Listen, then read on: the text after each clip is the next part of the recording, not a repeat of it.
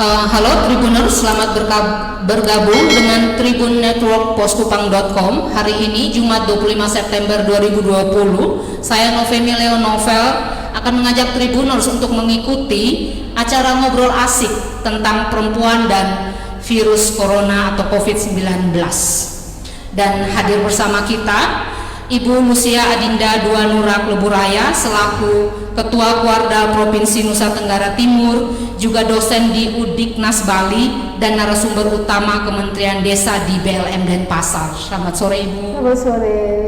Dan juga ada Kakak Gusti Brewon selaku Ketua PKBI NTT dan sebagai Wakil Ketua PKBI NTT dan juga pernah menjadi anggota KPAID Nusa Tenggara Timur. Tribuners, dalam keluarga perempuan tak hanya dituntut menjadi istri, tapi juga ibu, dan perempuan juga mesti mampu menjadi sahabat, angkutan ekonom, tukang jahit, guru, politisi, buruh, pedagang, tenaga medis, dan apapun profesinya itu semua untuk bisa memastikan keluarganya selalu baik-baik saja dalam kondisi apapun. Dan tak peduli akhirnya seperti apa, pendidikan dan pengetahuan perempuan sangat dibutuhkan, sebab perempuan akan menjadi seorang ibu yang kelak akan menghasilkan suami, anak-anak dan anggota keluarga yang cerdas, sehat, baik dan bertanggung jawab, termasuk di masa pandemi COVID-19 ini. Baiklah Tribuners, sejauh mana perempuan Nusa Tenggara Timur bisa survive di tengah COVID-19? Ikuti perbincangan kami dengan Ibu Lucia Adinda Dua Nurak Leburaya dan Pak Gusti Brewon. Selamat sore. Selamat sore. Selamat sore Tribuners, selamat sore Kak Novel. Kita duluan ke Kakak Gusti dulu ini. Laki-laki duluan? Ya. Oke. Kak Gusti, bisa dijelaskan kepada Tribuners nih, apa sih sebenarnya PKBI NTT itu?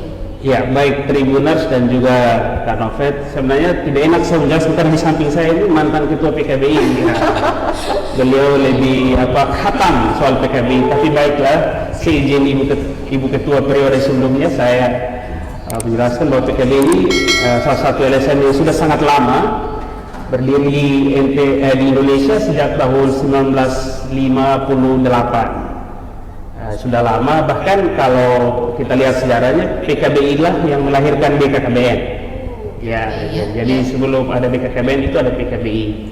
Kemudian di NTT dirintis oleh istri mantan gubernur Bapak Ben Boy, yaitu Ibu Nasiam Boy, sekitar berdiri sejak tanggal 20 Desember 1978, datang di Nusa Tenggara Timur, dan ketua yang sekarang Pak Prof Arjana. Sebelum Pak Prof Arjana ini Ibu Dr. Lucia ini yang ketua.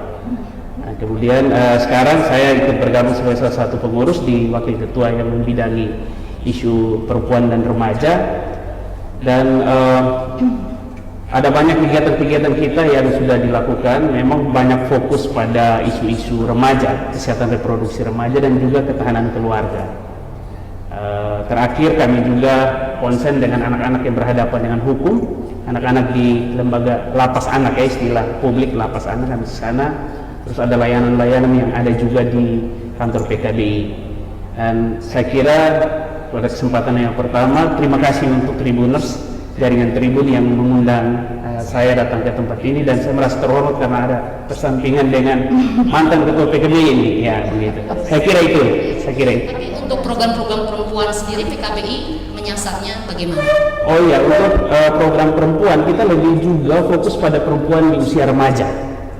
Karena ketika bicara perempuan, banyak orang itu bisa bicara tentang yang tadi dicontohkan Kak Femi itu kan sudah dewasa, ibu rumah tangga, profesi-profesi itu rata-rata dewasa. Padahal kalau intervensi kita itu lebih dini, maka harusnya sejak anak-anak dan sejak remaja. Dan PKBI memang di kalangan anak tidak terlalu banyak, tetapi sejak remaja itu concern betul, terutama isu kesehatan dan juga tentang life skill perempuan, sehingga nanti perempuan menjadi sehat, punya pride dan kebanggaan diri, itu menjadi satu agenda kami di PKBI. Tentu kegiatan-kegiatan kita sesuaikan dengan nuansa dan cara remaja.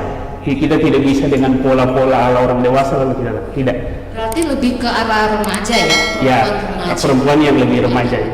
Ada juga yang dewasa itu kita sedang sekarang kita di PKBI sejak pandemi COVID kami sudah mulai ada layanan psikologi. Jadi ada psikolog yang kami siapkan secara cuma-cuma, satu minggu ada satu kali layanan cuma-cuma di kantor PKBI.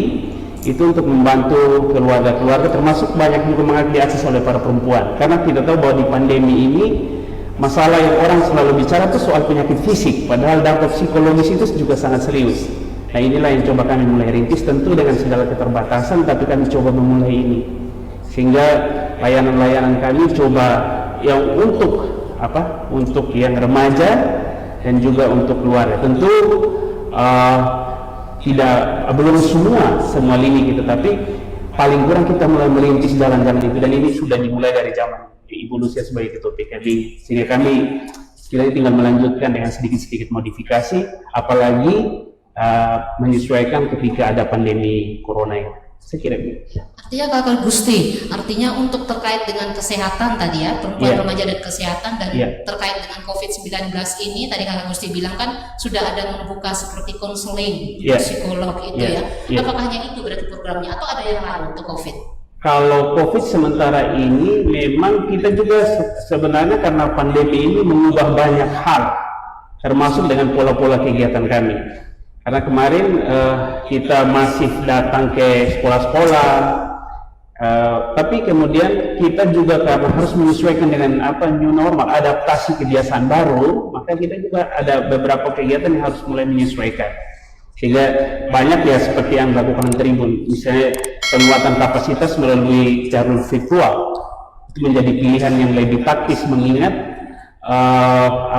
mengingat kondisi kita di corona ini. Sementara itu kami juga sedang berkoordinasi agar salah satu agenda kita yang sedang kita lakukan adalah penguatan PKBI di daerah, karena kami ini levelnya di PKBI provinsi. Tantangan kita adalah masih banyak PKBI yang belum banyak daerah yang belum ada PKBI-nya. Ketika kita bicara perspektif provinsi, kita bicara tentang Nusa Tenggara Timur secara utuh. Dan itu salah satu agenda yang sementara kita tiba-tiba pandemi datang, kita memang sedikit ngos-ngosan dan harus menyesuaikan beberapa hal. Tapi paling kurang itu tidak lalu menghentikan kerja-kerja kita. Kita tetap mengedukasi pada misalnya remaja-remaja putri yang berisiko. Nah, pada secara kesehatan mereka misalnya terlibat dalam mereka yang disebut anak-anak yang misalnya termarginalkan ini hampir diabaikan. Nah inilah yang kita masuk, jadi tentu dengan topik-topik yang relevan yang kebutuhan mereka, apalagi sesuai dengan masalah kita yaitu corona yang sedang kita hadapi.